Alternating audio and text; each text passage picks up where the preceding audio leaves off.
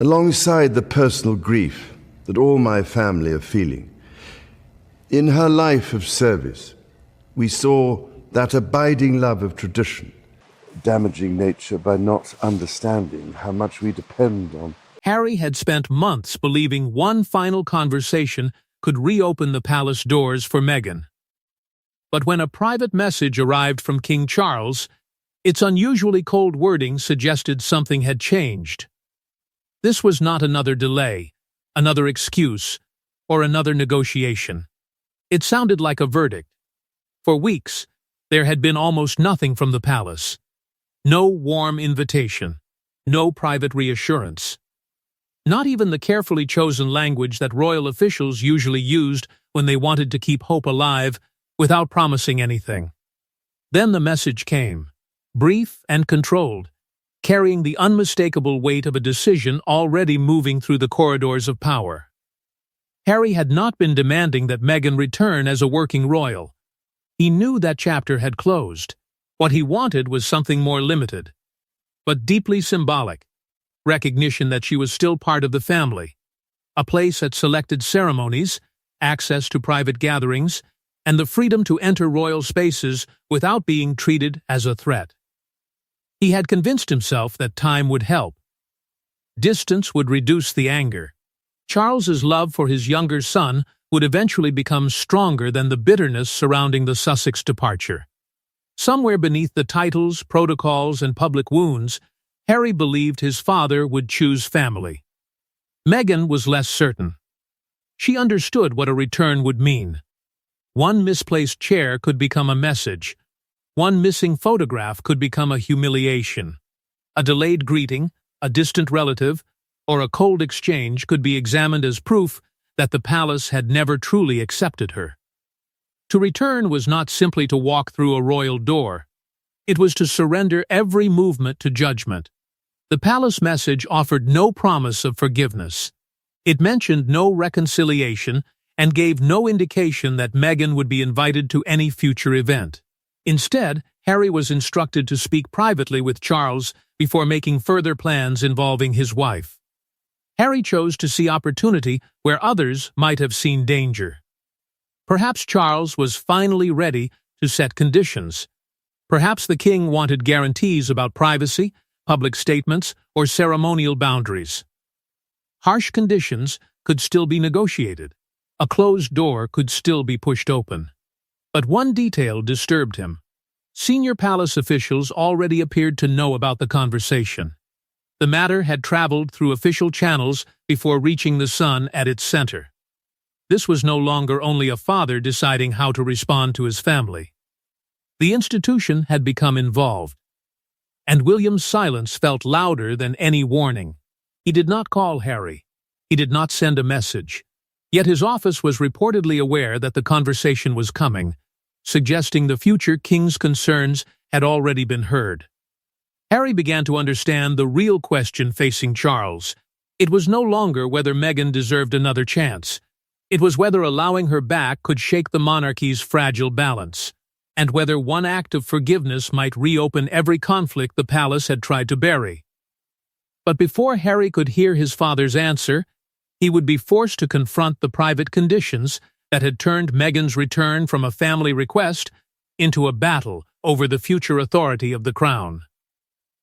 The palace had never publicly announced rules for Meghan's return, yet behind closed doors, an invisible list had reportedly taken shape. It concerned interviews, private conversations, titles, photographs, security, and loyalty. Each condition appeared manageable alone.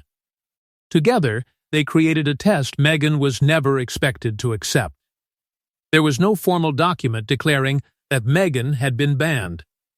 No public statement explained what she would need to do before returning. That uncertainty protected the palace.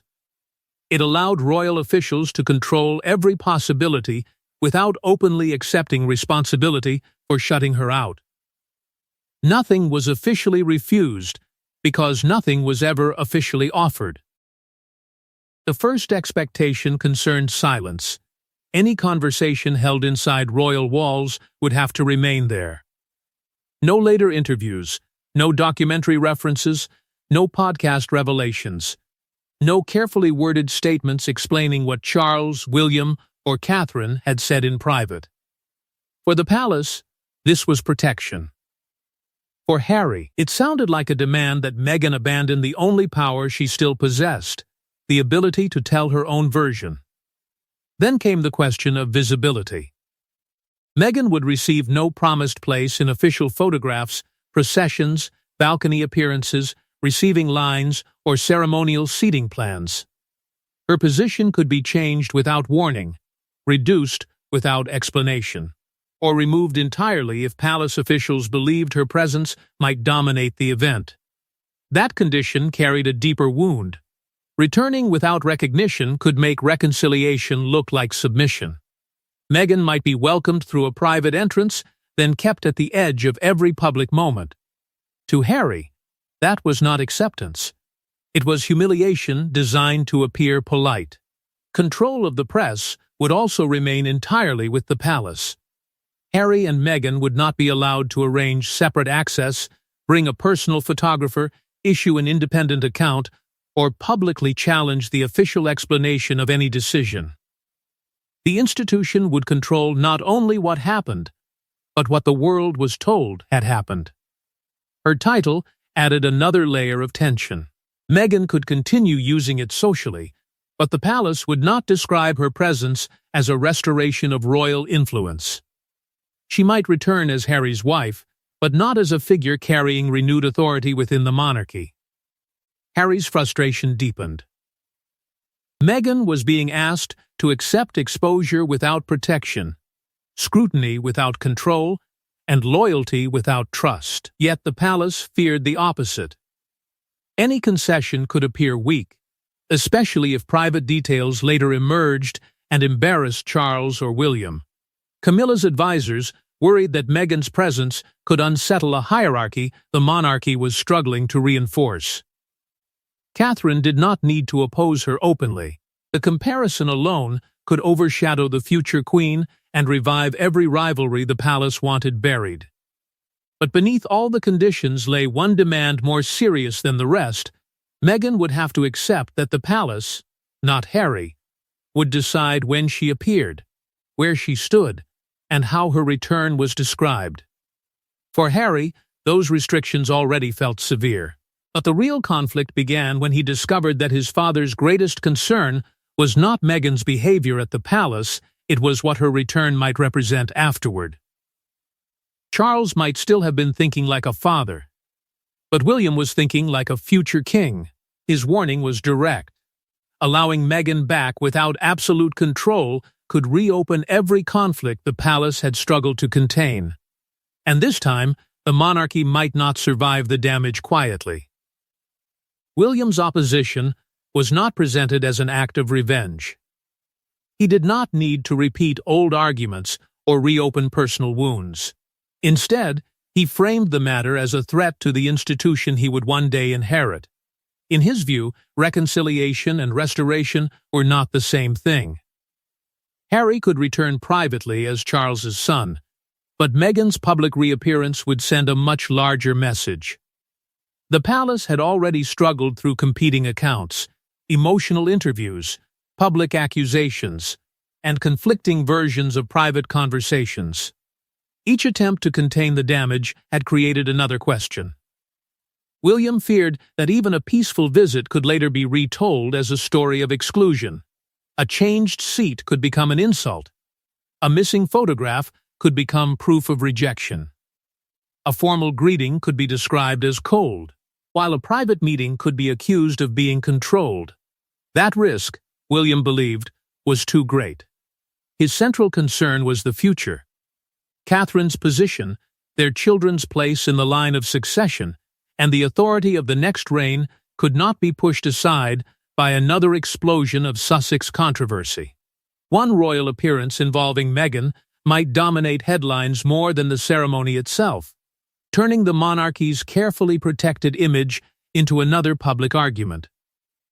Charles understood the danger, but he also felt the cost. To close the door on Meghan could mean dividing the family permanently. It could leave Harry more isolated and turn another broken royal relationship into part of the monarchy's history. Charles knew too well how private pain could harden into public legend.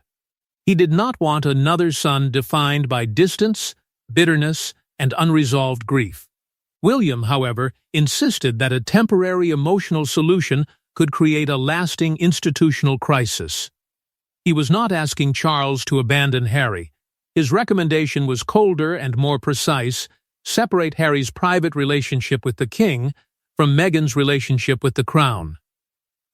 When Harry learned that William had influenced the discussion, his fear became anger. He believed the outcome had been shaped before he had been allowed to speak. To him, William's warning was not protection. It was another attempt to control his marriage and force him to choose between Meghan and the family into which he had been born. And behind that choice, Charles's position was beginning to form. Harry might still be offered a private path back. Meghan might not be part of it. As Harry prepared to confront his father, he believed he was about to defend Meghan against William's influence, unaware that Charles had already received a separate warning from inside the palace that made the situation even more dangerous.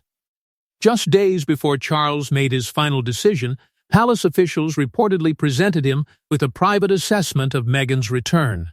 It did not focus on old interviews or personal grudges. It focused on what could happen next, and one prediction convinced the king that compromise might be impossible. The assessment examined every version of Meghan's possible return: a memorial, a family gathering, a major ceremony, even a private celebration with no official role attached. Each scenario was tested against the same dangers: press reaction, security demands, international coverage, public crowds, royal protocol, and the possibility that Harry and the palace would later offer completely different accounts of the same event. The conclusion was deeply unsettling. Meghan would become the story, no matter what the occasion was supposed to honor. Every small decision carried the potential to explode. Where would she sit? Would she curtsy? Who would greet her first? Would Catherine speak to her? Would William stand beside Harry? Would Camilla include her in private moments? None of these questions looked dangerous alone. Together, they formed a minefield. A prominent position could be presented as proof that Meghan had been restored. A secondary place could be described as deliberate punishment. Warm treatment might suggest the palace had surrendered. Formal distance could reignite claims of cruelty. There was no arrangement that guaranteed peace, because every arrangement could be interpreted as evidence. The officials also feared Harry's reaction. If Meghan appeared uncomfortable, excluded, or publicly diminished, would he remain silent? Or would he intervene, challenge the order, or later explain what had happened? One tense exchange could undo months of planning. The palace was especially afraid of moments nobody could control: a refused handshake, a changed procession, a delayed arrival, a missing photograph, one cold conversation overheard by the wrong person. Any of these could dominate headlines for weeks and turn a royal event into another chapter of the Sussex conflict. Then came the warning that changed everything. One advisor reportedly told Charles that Meghan's return would not end the crisis. It would simply bring the crisis back inside the palace walls. Camilla did not demand a permanent ban, but she made her position clear. Family reconciliation could not come at the cost of the Queen's authority or the established order. Catherine remained publicly silent, yet her advisers made it known that she would not take part in a staged display of unity designed only to satisfy public pressure. Charles was forced to face the truth. Welcoming Meghan would require cooperation from relatives who no longer trusted the process. He briefly considered a private meeting away from cameras, but even secrecy carried danger. If details leaked afterward, the palace could be accused of deception, exclusion, or manipulation. The final prediction was the most decisive. Once Meghan returned even once, Harry could point to that appearance as proof that the old restrictions had ended. Every future invitation would then become another battle. By the time Charles prepared to speak with his son, he was no longer searching for compromise. He was preparing to draw a permanent line. Harry entered the call expecting conditions, resistance, and perhaps another delay, but when Charles finally spoke, the answer went far beyond anything his son had prepared himself to hear. Charles did not raise his voice. He did not accuse Meghan, threaten Harry, or reopen every wound between them. He simply drew a line that could no longer be negotiated. Meghan would not return in any official royal capacity, and Harry's stunned silence revealed the true cost immediately. The call began with the kind of calm Harry had learned to distrust. Charles spoke slowly, without anger, as though every word had already been examined, approved, and stripped of emotion. There was no hesitation in his voice, no sign that this was still a discussion. The king was not asking for Harry's opinion. He was delivering the final position of the crown. Meghan would not be invited back as a participating member of the royal family. She would not represent the monarchy, take part in formal processions, receive a restored ceremonial position, or appear in any role that could suggest her former status had been revived. Charles made it clear that this was not a temporary pause. Unless something extraordinary changed the relationship completely, the decision would stand for the remainder of his reign. There was one narrow exception. Meghan might attend certain private family moments, but only when the gathering carried no official royal purpose, and every senior person involved agreed beforehand. Even then, her presence would be treated as personal, not institutional. The distinction was brutal in its simplicity. Meghan could remain Harry's wife. She could remain the mother of Charles's grandchildren. But neither relationship would automatically create a place for her inside the working structure of the monarchy. Then, Charles delivered the part that silenced Harry. Harry could still return alone. He could visit his father privately, attend selected family events, and preserve a personal relationship with the king without Meghan beside him. To Charles, this was a compromise. To Harry, it felt like a demand to divide himself in two, to enter the palace as a son while leaving behind the woman he had defended against it. He asked whether William had forced the decision. Charles refused to shift the responsibility.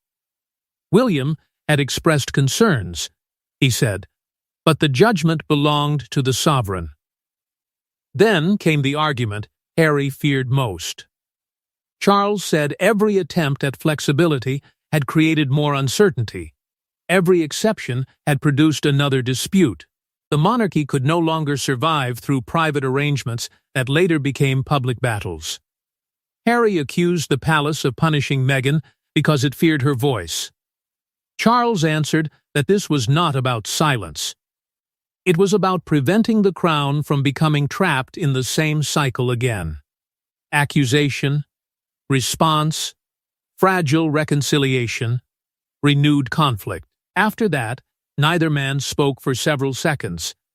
Harry finally understood what was being placed before him. He could maintain a private connection to his family, but only without demanding that Meghan be publicly accepted by the institution. The return he had imagined was gone. There would be no restored balcony appearance, no ceremonial re-entry, and no announcement that the palace had changed its mind. When Harry tried to argue again, Charles stopped him. The matter would not be reopened through advisors, headlines, private pressure, or public emotion. The decision had been made. The call had ended. But the real damage was only beginning, because Harry now had to return to Meghan and explain that the palace had left a door open for him while closing it permanently on her. Harry had defended Meghan in interviews, memoirs, private meetings, and public battles. Now he had to deliver the one message he had promised she would never hear. The palace was prepared to rebuild a relationship with him, but only if Meghan remained outside the royal circle. For several moments after the call, Harry said nothing. He searched for softer words, some careful explanation that would make Charles's ruling sound less final and less personal. But every version led to the same truth. His father had offered him a way back while refusing the same path to his wife. Meghan understood before he finished speaking. Harry's hesitation told her more than any palace statement could. The outcome was not another delay. It was worse. A decision had been made, and she had been excluded from the conversation that determined her future. Harry tried to explain the distinction Charles had drawn. Private contact was still possible. Family meetings might still happen. He could visit his father, and under tightly controlled circumstances, Meghan might attend certain personal gatherings. He presented this narrow opening as proof that everything had not been lost. Meghan heard something entirely different. To her, the offer was designed to divide them. Harry would be rewarded for returning alone, while she would remain the permanent explanation for every broken relationship and every closed door. The palace could welcome the son while continuing to treat his wife as the danger. Her anger sharpened when she realized Charles had never spoken to her directly. A judgment had been made about her intentions, her behavior, and her place in the family without giving her the chance to answer. She had been discussed as a problem to manage, not a person entitled to defend herself. And what value did a private invitation truly have? It could be withdrawn without explanation, hidden from the public, denied if details emerged, or later described as nothing more than an informal family favor. She would carry all the risk while the palace kept complete control.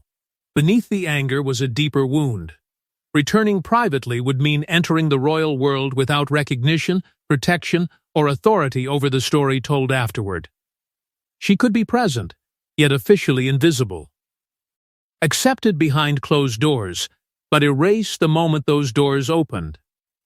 Then Meghan asked the question Harry had been avoiding. Would he go back alone?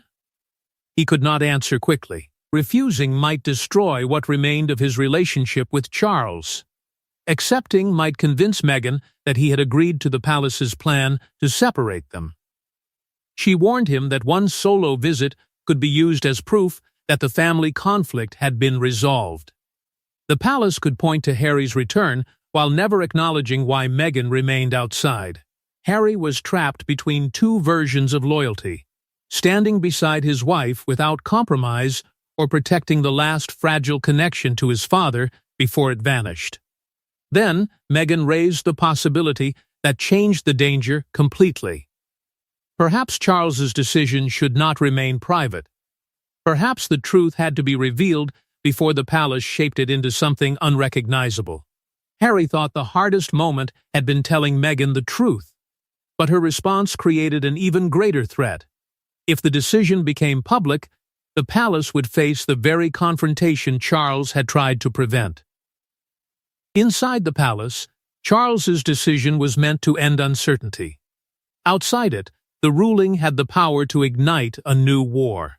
Both sides understood that whoever revealed the story first could define Meghan as either a rejected outsider or a woman refusing to submit to royal control.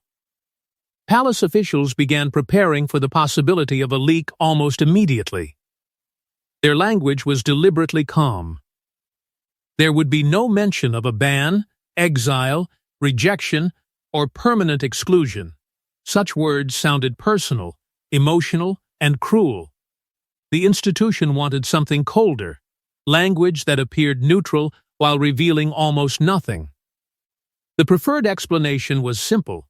Harry and Meghan had built an independent life overseas, and no change to their existing royal status was under consideration.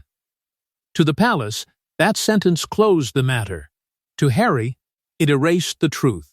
He had not simply chosen distance. He had asked for a pathway back. He had tried to negotiate a limited role for Meghan, and Charles had refused it.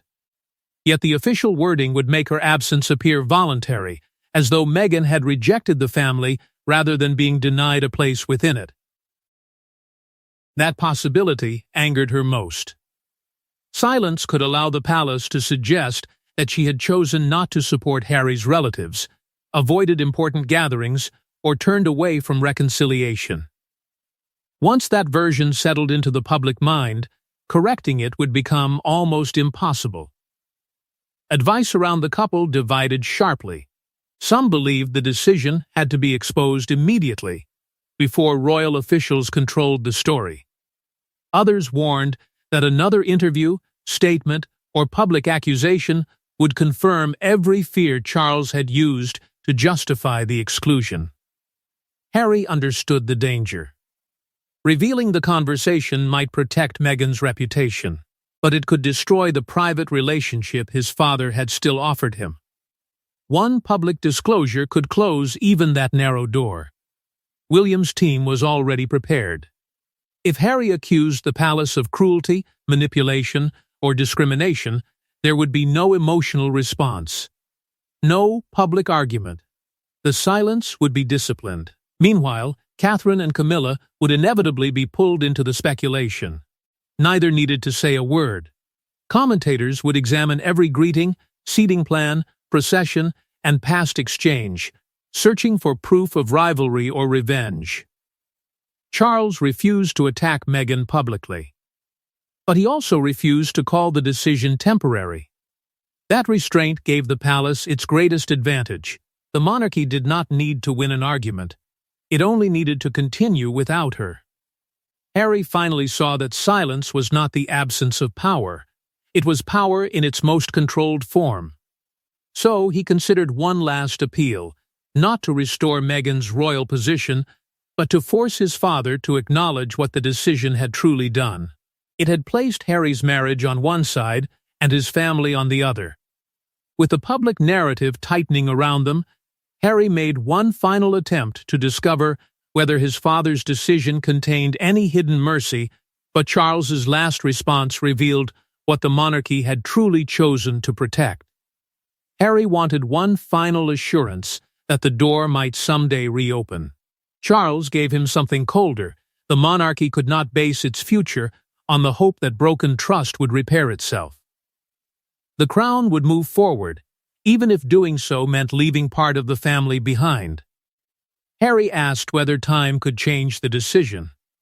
Perhaps months of silence, private meetings, or a gradual rebuilding of trust might create another opportunity. He was no longer demanding a ceremony or a restored position. He wanted only the smallest promise that the ruling was not permanent. Charles refused to give it. Another undefined waiting period, he said, would only keep the conflict alive. The palace had spent too long reacting to uncertainty, preparing for possible reconciliations that never settled anything, and leaving every boundary open to fresh negotiation. The monarchy could not continue living between rejection and return. Charles insisted that the decision was not a judgment on Meghan's worth. It was a responsibility to the institution. Harry rejected the distinction immediately. A ruling that excluded his wife from the family's public life could not be separated from the woman herself. To him, institutional language only made a personal rejection sound respectable. But Charles returned to the oldest law of royal survival. Private affection and public duty were not always allowed to stand together. The monarchy had repeatedly protected continuity by sacrificing relationships that became too disruptive, unpredictable, or politically dangerous. The cost was often cruel, yet the crown had survived because someone had always been forced to carry that pain. In that moment, Harry understood what his father had chosen: stability over uncertainty. William's future reign over the possibility of rebuilding the Sussex role, Catherine's position, the line of succession, and the established hierarchy over one last attempt at public reconciliation. Charles still wanted contact with Harry. He wanted a relationship with his grandchildren. But he would no longer allow those bonds to become leverage in negotiations over Meghan's place within the monarchy. Family affection could remain private. Royal status would not be attached to it. Harry's final silence was not surrender. It was recognition. No argument remained strong enough to move his father. For Meghan, the consequence was devastating. She was no longer merely outside the palace for a period of time. She had become part of royal history as someone whose departure the institution believed it could survive, but whose return it believed it could not control. For Harry, every future crisis would carry the same question: a visit, an illness, a funeral, a ceremony, an invitation. Would he enter the royal world alone, or remain outside it beside his wife? Charles's final call did not heal the family. It did not defeat Harry and Meghan. It created something far more lasting: a permanent fault line between blood, marriage, duty, and power. And one question remained: had Charles protected the monarchy from another crisis, or had he ensured that the Sussex conflict would become one of the defining wounds of his reign?